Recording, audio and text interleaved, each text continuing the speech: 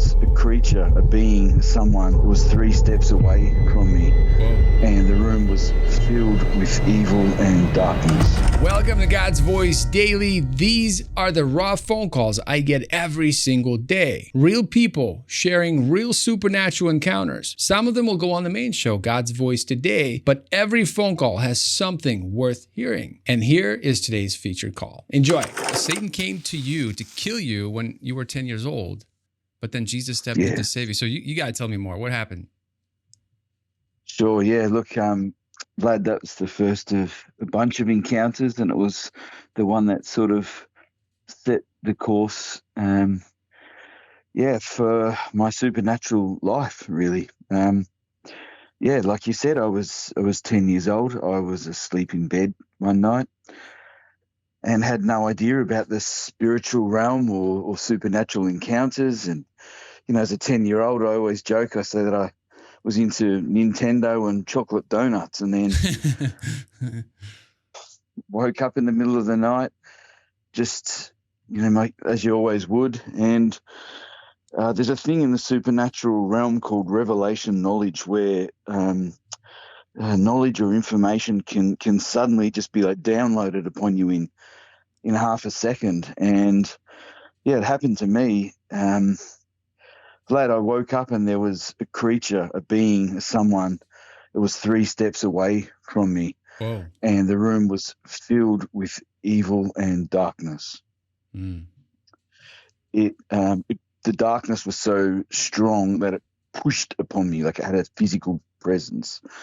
It pressed upon me. Specifically, it pressed upon my heart, but it was all over me. It just filled the room with this overwhelming fear, but like a tangible dark presence. And, it took my breath away, and then all of a sudden this thing stepped forward. I knew it was 3 steps away, and I don't know how I know, like I say, revelation knowledge, but it was 3 steps away, and then it stepped towards me. It stepped towards me to kill me. I knew it wanted to touch me, and if it had touched me, I would die. My heart thumped so hard that I could hardly breathe. Wow. Of course, I wanted to run away. And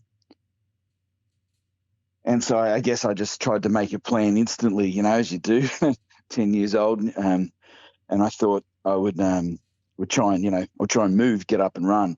And I realized at that point that it's weird, but it's like I wasn't attached to my body. I could feel where my body was, but my body was paralyzed, which was strange because I have, arms and legs, and I could physically move, but my body couldn't.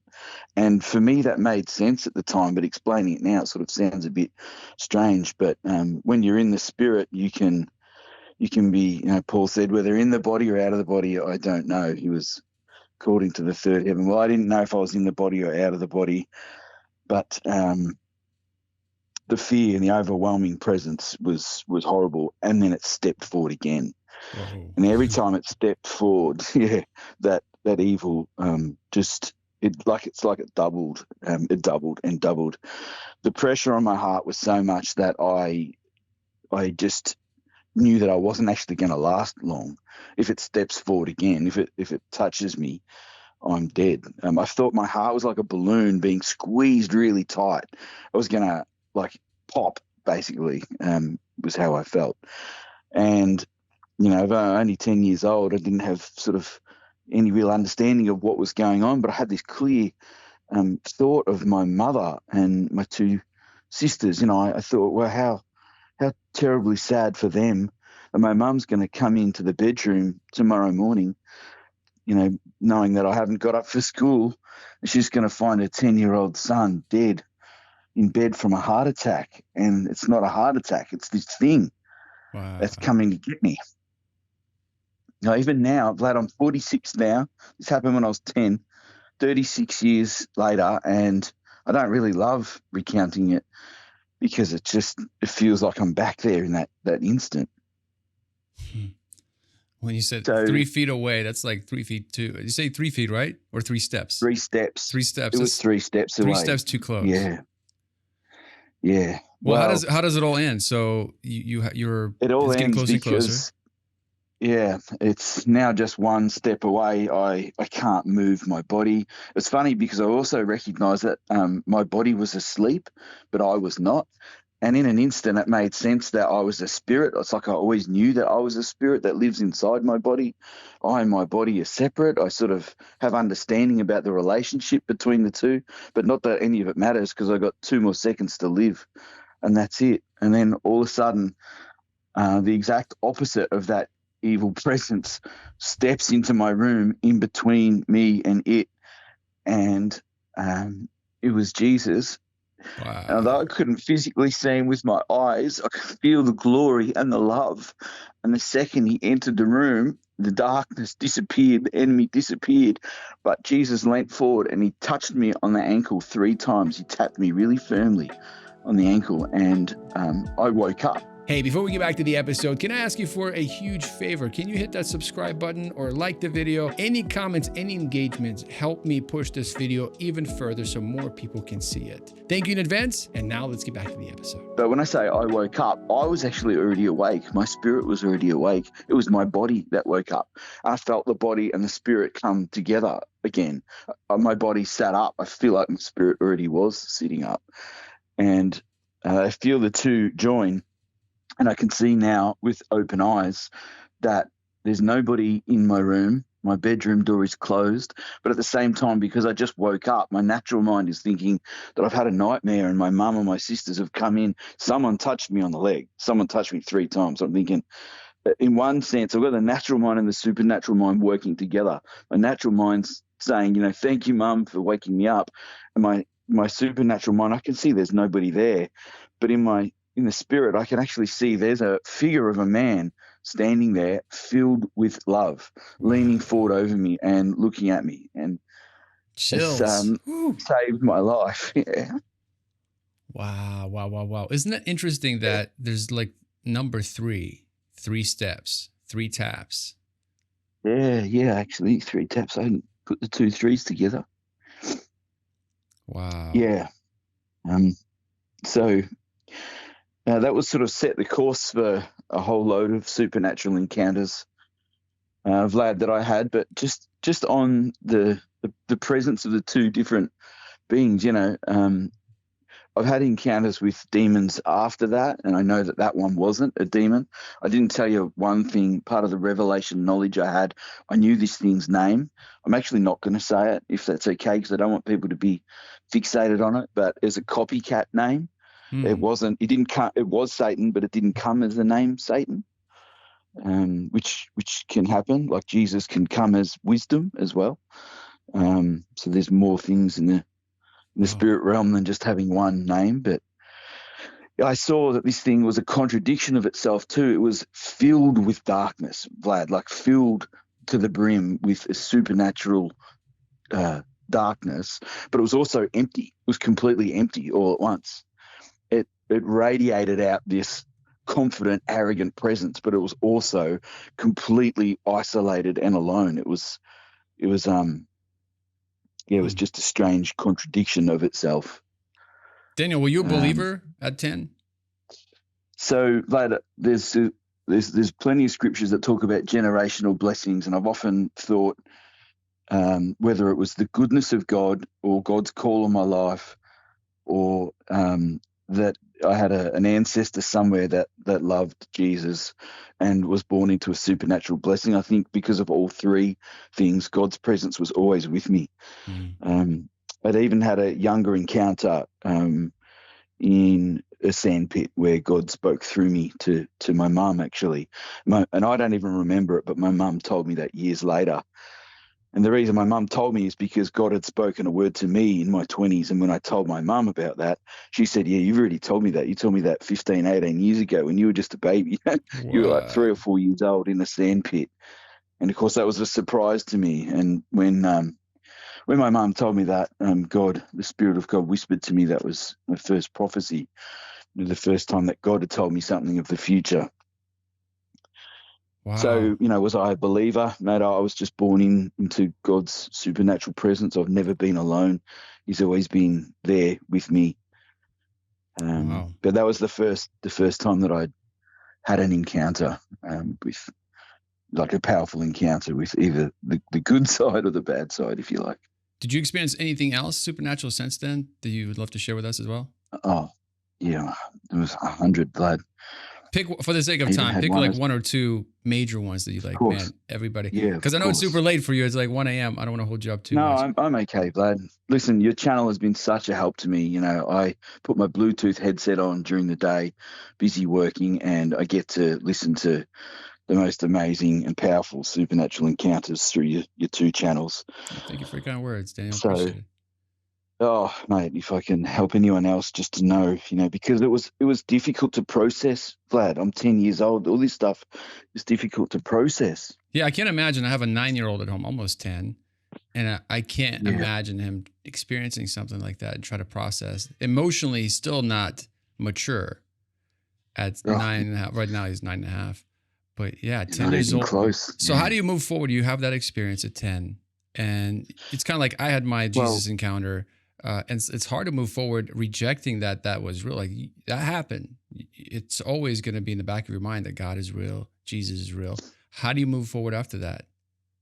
Yeah, well, for me, I guess I tried to not deal with it. It was just too much until God came again and spoke with me in a dream 3 years later. Tell me more. What did he say? Okay, yeah. So I was standing in the spirit in a basketball court sort of an area. It was actually the basketball court of my school. Of course, I'm asleep in bed. Again, I've had lots of encounters too where I wasn't asleep, but I think people don't really understand dreams. God comes and visits us in our dreams so he can bypass mankind's fallen human mind. That's what happened to me. He can, yeah. And he can take you somewhere even though your body is asleep. He can take your spirit somewhere. He can show you something there. He can show you something in the future or something back in the past.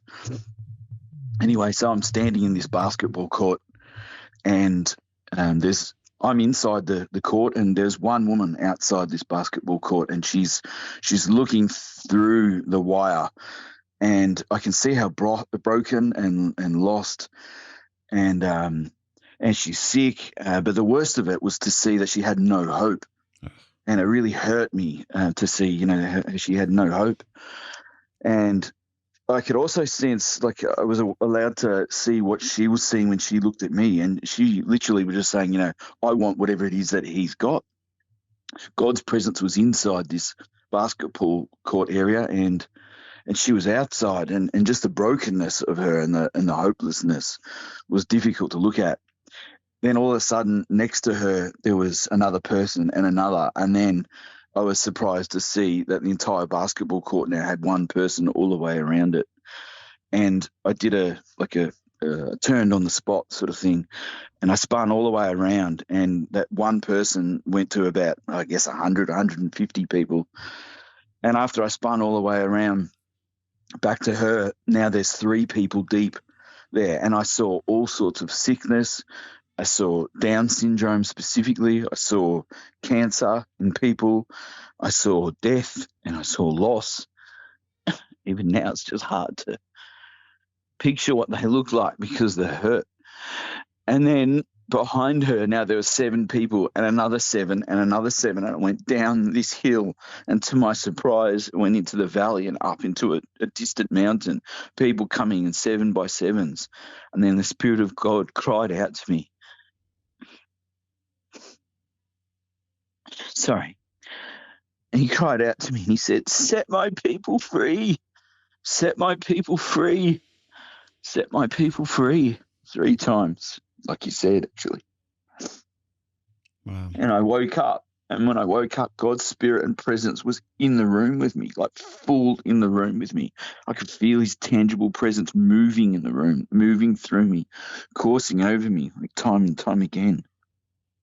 You know, I just burst into tears because of his, when you have an encounter with the Spirit of God, it's like so filled with love. But it was still very heavy, you know, set my people free. It's like another encounter, like what do you do with that? Like, how do I set his people free? You know, who are his people? sometimes I feel like every time God speaks to me, it just kind of raises more questions. Right. It feels like that sometimes, doesn't it? It's like a Yeah, puzzle. but He he wants you like to seek it out, search it out. 100%, search him out and seek him out. Yeah, I mean, I don't know how long you've got, Vlad, but I've had other encounters, just even short, quick ones. I turned up at home one night, many years later, actually, after going to like a little house Bible study, and there was an angel standing on my driveway. He was about, I guess, 8 or 9 feet tall. And, there's that old thing in the movies, that the angel of death has the sickle, like the Grim Reaper. Well, he had one of those sickles, but it wasn't the Grim Reaper. Angels of the Lord can also be angels of the harvest, and that's what this angel was. And I just pulled my car up in absolute surprise, again, being able to see in the spirit realm for a moment and in the natural realm too. And he was just standing on the left-hand side of my driveway, just holding that sickle. And he looked at me. He was watching me. And I got out of the car. I sort of kind of walked past, didn't know what to do or what to say. And as I walked around him, he didn't move and he didn't turn, but he was still facing me. And when I got behind him, he was still facing me, but he didn't turn. It's like he had a face on every side and no back. Wow. That was one of the first angels I saw. Did he say anything to you? Was it mainly No, he didn't. I've actually not had them speak to me. I've had the Lord speak to me, but the Holy Spirit, speak to me. But no, I've not. What do you make of that experience? With this, look, why God allows some of these things, I think He just over time has allowed my eyes to be open, because the encounters are getting more and more frequent, and they're getting more and more powerful. And most times God allows me to understand, the point of an experience. And then I think sometimes I'm just allowed to see. Like many times at different churches, I've seen another angel, just one in particular. And he's quite tall, and he holds this golden bowl, a big, flat, shallow golden bowl. And he always holds it in his left hand, and he just walks around the tree. I just see him appear sometimes and then go. And he holds this big golden bowl. And he walks up to people and he dips his right hand in the golden bowl. And I don't know what's in the bowl, but then he flicks it at people. I call him the sprinkling angel. Like I've maybe seen him 10 times or something like that. And he's just walking around churches sprinkling people. Man, again, cool. I haven't spoken to him. But well, Daniel, I don't want to hold you up too much. Got another call here coming up. But in closing, for everyone watching, I will be playing this. Probably this will be a separate episode, and I will probably play it on a live stream as well for everyone to see.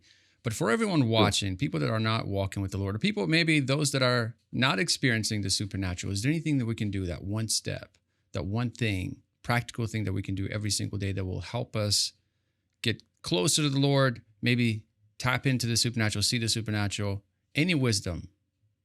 Yeah, there is. Listen, all of this supernatural stuff, it's all about one thing. It's all about Jesus. I've had the Lord Jesus turn up a few times. I've had him speak to me. He'll speak to you as well if you want him to. His word's pretty clear that if you draw near to him, he'll draw near to you. It doesn't matter what you've done in your life. If you think you're a good person or a bad person, actually we're all bad people because we've all sinned. And it doesn't matter how much sin or how much bad stuff you've done. If your heart's beating, you've got time to ask God for forgiveness and to seek him. And he really is real. This is not for religious people. It was never about religion. It was always about relationship. Absolutely. The encounters I've had were to help me have relationship. And God will help you have relationship if you want one. And in the end, every single person stands before God for judgment, every single one of us. And like I said, you've got time now to call out to God, to be close with him, to ask for his presence now. You'll be found in his word, in the Bible. It's real, it's relevant. It's not a dead book, it's alive. I always think the Bible's more like an animal than a book because it's alive. It's a living thing. You can hear from God through his word, and you can hear from God when you're just on your knees by yourself praying. I've had most of my encounters when I've been by myself. I've had some at churches too, so certainly not to discount that. And it's great to be able to get together with other believers and hear their experience and talk and learn. But, the power of prayer, it's a heart thing. If you want God, you'll find him. Absolutely. What I love about the Bible is that it speaks to you in different seasons, right? You can read one verse when you're like 16, it doesn't do anything to you. But then at 20 something or 30 something, that same verse is like a totally different revelation because it's more relevant, the stage in life that you're in. So yeah, it's a living book. And every time I read it, I learn something from it. Well, Daniel, thank you so much for hopping on this call. It's super late or early. I guess it's morning now. You're in it's a Tuesday for you now, right? I'm still on a Monday. It is, yeah. How's Tuesday looking? At 1. Tuesday looking good? It's looking dark and cold, Vlad. Oh, that's right. I'm going back to bed soon. You're in Australia. Wait, it's winter time in Australia, right? Yeah, that's right. Winter in South Australia. Yeah. Wow. Well, stay warm and get some rest. Daniel, thank you so much. Appreciate it. We'll talk soon. God bless. That's good. Thanks, Vlad. Take care. See you, mate. Bye-bye.